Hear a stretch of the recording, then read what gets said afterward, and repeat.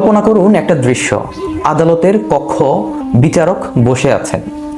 বাদী হলেন একজন সাধারণ খ্রিস্টান লোক, আর বিবাদী হলেন ইসলামী সাম্রাজ্যের চতুর্থ খলিফা, লক্ষ লক্ষ মানুষের শাসক।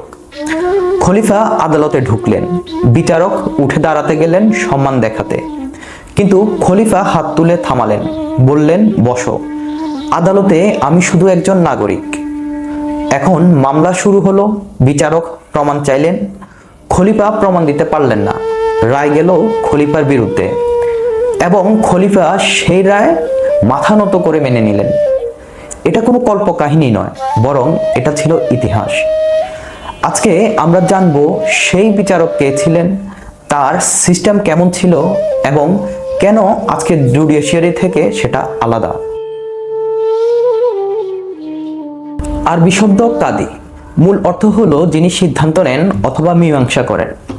ইসলামের ইতিহাসে কাদি ছিলেন সমাজের সবচেয়ে গুরুত্বপূর্ণ ব্যক্তিত্বদের একজন। উমর রাদিয়াল্লাহু তাআলা আনহু ছিলেন ইতিহাসের প্রথম শাসক যিনি ফরমাল কাদি সিস্টেম তৈরি করলেন। তিনি আলাদাভাবে বিচারক নিয়োগ করলেন, যাতে শাসক নিজেই সব বিচার করতে না হয়। কুফাতে সুরাইয়া, বাসরাতে আবু মুসা আল আশআরি, মদিনাতে জায়েদ ইবনে তাবিত, প্রতিটি প্রদেশে আলাদা আলাদা কাদি ছিলেন। কাদির কাজ কি ছিল? শুধু মামলার রায় দেওয়া নয়, বরং বিবাদ মীমাংসা করা, দুই পক্ষের মধ্যে সরাসরি আলোচনা করিয়ে সমাধান করা, অনাথ ও অসহায়দের অভিভাবকত্ব নেওয়া। কেউ না থাকলে কাদি তাদের দায়িত্ব নিতেন। সরকারি কাজের তদারকি, রাস্তা, সেতু, সরকারি স্থাপনা ঠিকমতো হচ্ছে কিনা তা তদারকি। সাক্ষীদের নিবন্ধন, কারা বিশ্বস্ত সাক্ষী হতে পারবেন তার তালিকা। উইল ও সম্পত্তির বিষয়, মৃতের সম্পত্তি ন্যায়মতো বন্টন নিশ্চিত করা। অর্থাৎ কাদি ছিলেন একই সাথে বিচারক, সমাজসেবক এবং জনপ্রশাসনের একটি স্তম্ভ। আসুন এখন 5টি অনন্য বৈশিষ্ট্য দেখি যা আজকের জুডিশিয়ারি থেকে আলাদা ছিল। প্রথম বৈশিষ্ট্যটি হলো কোনো আইনজীবী ছিল না। ইসলামের বিচার ব্যবস্থায় অ্যাডভোকেট বা লয়ারের কোনো ব্যবস্থা ছিল না। বাদী ও বিবাদী নিজেই কথা বলতেন, নিজেই প্রমাণ দিতেন। কিন্তু কেন? কারণ আলেমরা মনে করতেন অ্যাডভোকেট ব্যবস্থায় টাকার জোর বিচারকে প্রভাবিত করে। যার বেশি টাকা সে ভালো লয়ার দিতে পারে এবং জিতে যায়। এটা ন্যায় বিচার নয়। Arthur Goldschmidt a concise history of the middle ইস্টে বলেছেন, ইসলামের আদালতে কোনো উকিল বা সরকারি প্রসিকিউটর ছিল না। কাদি নিজেই দুই পক্ষ শুনে সিদ্ধান্ত দিতেন। দ্বিতীয় বৈশিষ্ট্যটি হলো কাদি ব্যবসা করতে পারতেন না। উমর রাদিয়াল্লাহু তাআলা আনহু বিচারকদের উপর একটি কঠোর নিয়ম আরোপ করলেন, ব্যবসা নিষিদ্ধ। কারণ যদি কাদি ব্যবসা করেন তাহলে মামলাকারী তার ব্যবসার সুবিধা দেওয়ার মাধ্যমে পক্ষপাত কিনতে পারতেন। আজকের বিচারকরা শেয়ার বাজারে বিনিয়োগ করেন, সম্পত্তি কেনেন। এই কনফ্লিক্ট অফ ইন্টারেস্ট কিভাবে বিচারকে প্রভাবিত করে? তৃতীয় বৈশিষ্ট্যটি হলো উচ্চ বেতন, ঘুষের প্রয়োজন নেই। উমর রাদিয়াল্লাহু তাআলা আনহু কাদিদের এত বেশি বেতন দিতেন যে আর্থিক চাপে ন্যায় বিচার থেকে সরে যাওয়ার কোনো কারণ থাকতো না। এটা আধুনিক অ্যান্টি কারাপশন থিওরির মতোই। যদি সরকারি কর্মকর্তার বেতন সন্তোষজনক হয়, ঘুষের প্রবণতা কমে। চতুর্থ বৈশিষ্ট্যটি হলো প্রকাশ্য আদালত, গোপন বিচার নেই। কাদির আদালত বসতো মসজিদে বা জনসমক্ষে, যেখানে যে কেউ দেখতে পারত। বিচার গোপন ছিল না, জনগণ দেখতে পারত বিচারক কিভাবে রায় দিচ্ছেন। এটা আজকের ওপেন কোর্ট নীতির মতোই, কিন্তু 1400 বছর আগের। পঞ্চম বৈশিষ্ট্যটি হলো সাক্ষী ও প্রমাণ আমি বলছি যথেষ্ট নয়।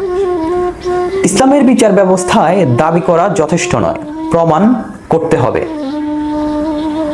আল বাইয়াতু আলাল মুদ্দাই, প্রমাণের দায়িত্ব দাবিদারের। সুনান ইবনে মাজাহ, হাদিস 2021। এমনকি যদি খলিফা দাবি করেন, প্রমাণ না থাকলে রায় তার বিরুদ্ধে যাবে। এটাই আজকের বার্ডেন অফ প্রুফ নীতির মূল ভিত্তি। ঘটনাটা ঘটেছিল কুফাতে চতুর্থ খলিফা আলী ইবনে আবি তালিব রাদিয়াল্লাহু তাআলা আনহু এর শাসনকালে। আলী রাদিয়াল্লাহু তাআলা আনহু যুদ্ধে গিয়েছিলেন। ফেরার পথে দেখলেন তার হারানো বর্মটি একজন লোকের হাতে। আলী রাদিয়াল্লাহু তাআলা আনহু এগিয়ে গেলেন এবং বললেন, এই বর্মটি আমার। কিন্তু লোকটি বললেন, না, এটা আমার। আলী রাদিয়াল্লাহু তাআলা আনহু তখন কি করলেন? সৈন্য পাঠালেন, বলপূর্বক নিয়ে নিলেন? কিন্তু না, তিনি এমন কিছুই করেননি। তিনি বললেন, চলো কাদির কাছে যাই। কাদি সুরাইয়ার আদালত। খলিফা ঢুকলেন, সুরাইয়া উঠতে গেলেন সম্মানের জন্য, কিন্তু আলী রাদিয়াল্লাহু তাআলা আনহু বললেন, বসো, এখানে আমি শুধু একজন মামলাকারী। এবং খলিফা বসলেন তার প্রতিপক্ষের পাশেই। সুরাইয়া বললেন, বলুন খলিফা, আপনার দাবি কি? আলী রাদিয়াল্লাহু তাআলা আনহু বললেন, এই বর্মটি আমার, আমি এটা বিক্রিও করিনি, দিয়েও দিইনি। সুরাইয়া লোকটিকে জিজ্ঞাসা করলেন, তুমি কি বলো? লোকটি বলল, এটা আমার। সুরাইয়া বললেন, খলিফা, আপনার কাছে প্রমাণ আছে? আলী রাদিয়াল্লাহু তাআলা আনহু একটু থামলেন, তারপর বললেন, আমার দুই ছেলে হাসান ও হুসাইন সাক্ষী দিতে পারবে। সুরাইয়া বললেন, ছেলের সাক্ষ্য বাবার পক্ষে গ্রাহ্য নয়, এটা আইনের নিয়ম। আলী রাদিয়াল্লাহু তাআলা আনহু হাসলেন, বললেন, সুরাইয়া সঠিক বলেছেন, আমার প্রমাণ নেই। তখন রায় গেল লোকটির পক্ষে। খলিফা হারলেন। লোকটি বর্ম নিয়ে হাঁটতে শুরু করলেন, কিন্তু কয়েক পা যেতে না যেতে থামলেন, ফিরে এলেন এবং বললেন, আমি সাক্ষ্য দিচ্ছি, এই বিচার ব্যবস্থা নবীদের বিচার ব্যবস্থা। মুসলিমদের খলিফা নিজের নিযুক্ত বিচারকের কাছে মামলা করলেন, বিচারক তার বিরুদ্ধে রায় দিলেন এবং খলিফা মেনে নিলেন। লোকটি ঘোষণা করলেন, এই বর্মটি আসলে আলী রাদিয়াল্লাহু তাআলা আনহুর। যুদ্ধের সময় পথে পেয়েছিলাম এবং সেদিনই ওই ব্যক্তি ইসলাম গ্রহণ করলেন। And this is authenticated from আল সাহাবি ইবনে কাতির এর আল বিদায়া ওয়াল নিহায়ের 11/107 এবং ইসলামিক civ.com। উমর রাদিয়াল্লাহু তাআলা আনহু তার বিচারকদের একটি চিঠি পাঠিয়েছিলেন। বিচারক আবু মুসা আল আসারিকে লেখা সেই চিঠি আজও ইসলামের জুডিশিয়াল ইথিক্সের সবচেয়ে গুরুত্বপূর্ণ দলিল। চিঠিতে তিনি বললেন, বিচার একটি গুরুত্বপূর্ণ দায়িত্ব। মানুষের মধ্যে সমানভাবে বিচার করো। তোমার সামনে বসার সময়ে তোমার দৃষ্টিতে এবং তোমার রায় যাতে দুর্বল মানুষ বিচার থেকে নিরাশ না হয় এবং ক্ষমতাবান মানুষ তোমার পক্ষপাতের আশা না করে। তিনি আরো বলেন, কুরআন বা সুন্নাহতে কোনো বিষয়ে সরাসরি নির্দেশনা না পাও তাহলে চিন্তা করো, পূর্ববর্তী দৃষ্টান্ত খোঁজো, তারপর সাদৃশ্যর ভিত্তিতে রায় দাও। এই একটি নির্দেশনায় তিনি বলে দিলেন, বিচারক শুধু আইন প্রয়োগ করেন না, তিনি চিন্তা করেন, বিশ্লেষণ করেন, যুক্তি দেন। এটাই আজকের জুডিশিয়াল রিজনিং এর মূল ধারণা। এবং এই চিঠিটি encyclopedia.com সহ একাধিক বিশ্বকোষে ইসলামিক জুডিশিয়াল ইথিক্সের সবচেয়ে গুরুত্বপূর্ণ দলিল হিসেবে উল্লেখিত আছে। কিন্তু সততার সাথে বলতে হবে, কাদি সিস্টেমের একটি বড় সীমাবদ্ধতাও ছিল। কাদিকে নিয়োগ করতেন শাসক এবং শাসক তাকে বরখাস্ত করতে পারতেন। এর মানে হলো যে কাদি শাসকের বিরুদ্ধে রায় দিতেন, তিনি পদ হারানোর ঝুঁকিতে থাকতেন। HAL একাডেমিক রিসার্চ 2013-তে স্পষ্ট বলেছে, কাদির স্বাধীনতা কাগজে ছিল কিন্তু বাস্তবে সবসময় নিশ্চিত ছিল না।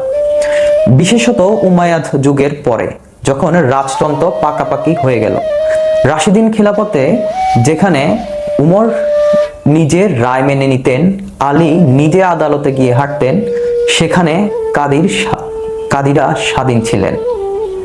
কিন্তু পরবর্তী যুগে সেই সংস্কৃতি দুর্বল হয়েছে। এই পার্থক্যটা বোঝা জরুরি। ইসলামের নীতি ও মানুষের বাস্তবায়নের মধ্যে ফাঁক সবসময় থাকে। আজকের এই এপিসোড থেকে আমরা তিনটি মূল সবক পাই। প্রথমটি হলো, ন্যায় বিচারের সবচেয়ে বড় পরীক্ষা ক্ষমতাবান যখন হারে। আলী রাদিয়াল্লাহু তাআলা আনহু আদালতে হেরেছেন, কিন্তু হাসি মুখে তা মেনে নিয়েছেন। এটাই রুল অফ ল এর চূড়ান্ত রূপ। দ্বিতীয়টি হলো, বিচারকের ইন্টিগ্রিটি নিশ্চিত করা রাষ্ট্রের দায়িত্ব। উচ্চ বেতন, ব্যবসা নিষিদ্ধ, প্রকাশ্য আদালত, এই তিনটি শর্ত না থাকলে বিচারক প্রভাবিত হবেনি। তৃতীয়টি হলো বিচারে প্রমাণই সর্বোচ্চ, পরিচয় নয়। খলিফার দাবি প্রমাণ ছাড়া গ্রাহ্য হয়নি। একজন সাধারণ খ্রিস্টান লোকের দাবি প্রমাণ ছাড়া গ্রাহ্য হয়নি। একই নিয়ম সবার জন্য। আজকের এপিসোডে আমরা দেখলাম একজন কাদির কাছে খলিফা মামলাকারীর পাশে বসেছেন, প্রমাণ দিতে পারেননি, হেরেছেন, মেনেও নিয়েছেন, এবং একজন অমুসলিম সেই দৃশ্য দেখে ইসলাম গ্রহণ করেছেন। আলী রাদিয়াল্লাহু তাআলা আনহু পরে বলেছিলেন তার বিচারক সুরাইয়াকে, তুমি এমন একটি স্থানে বসেছ যেখানে বসার যোগ্য হলেন হয় নবী অথবা নবীর প্রতিনিধি অথবা এমন কেউ যিনি নিজের জন্য দুর্ভাগ্য ডেকে আনছেন। বিচারের গুরুত্ব ইসলাম এভাবেই বলেছে, এটা নবীর কাজ।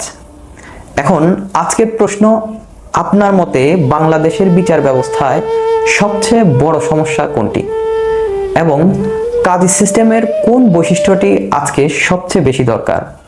কমেন্টে জানান। পরবর্তী এপিসোডে আমরা দেখব রুল অফ ল ইসলামে কি সত্যিই সবাই আইনের চোখে সমান ছিল এবং যেখানে ব্যর্থ হয়েছিল সেটাও দেখব। সাবস্ক্রাইব করুন, বেল বাটনটি চাপুন।